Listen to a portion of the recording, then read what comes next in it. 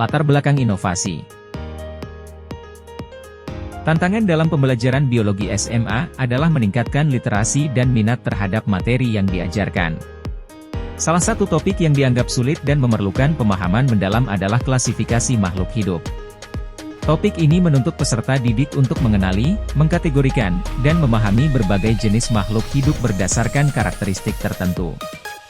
Seringkali, metode pembelajaran yang sudah ada sekarang tidak cukup efektif dalam menyampaikan materi ini dengan cara yang menarik dan mudah dipahami. SMA Plus Negeri 17 Palembang telah mengambil inisiatif untuk meningkatkan literasi siswa melalui inovasi pembelajaran yang memanfaatkan teknologi. Penjaringan ide. Pemanfaatan Google Slide dan QR Code dalam pembelajaran biologi diharapkan dapat menjadi solusi yang efektif untuk meningkatkan minat dan pemahaman terhadap topik klasifikasi makhluk hidup. Penggunaan Google Slide yang interaktif dan visual bisa membuat materi pembelajaran menjadi lebih menarik dan mudah dipahami oleh peserta didik.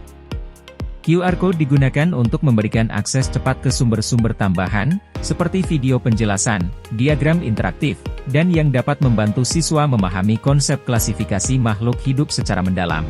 Kombinasi Google Slide dan QR Code diharapkan dapat menjadi media pembelajaran yang variatif dan interaktif, sehingga siswa dapat belajar dengan cara yang lebih menyenangkan dan efektif. Pemilihan ide.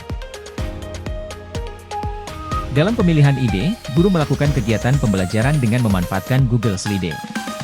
Di dalam Google Slide ini peserta didik diberikan satu slide untuk membuat klasifikasi satu tanaman yang ada di lingkungan SMA Plus Negeri 17 Palembang. Dikarenakan beberapa siswa yang mengalami kesulitan dalam memahami dan mengingat klasifikasi makhluk hidup karena sifatnya yang kompleks dan memerlukan kemampuan analitis, maka diperlukan alternatif untuk meningkatkan literasi siswa. Dari informasi dalam slide tersebut akan diubah dalam bentuk QR Code.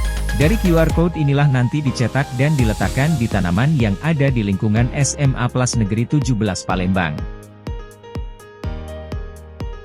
Manfaat inovasi.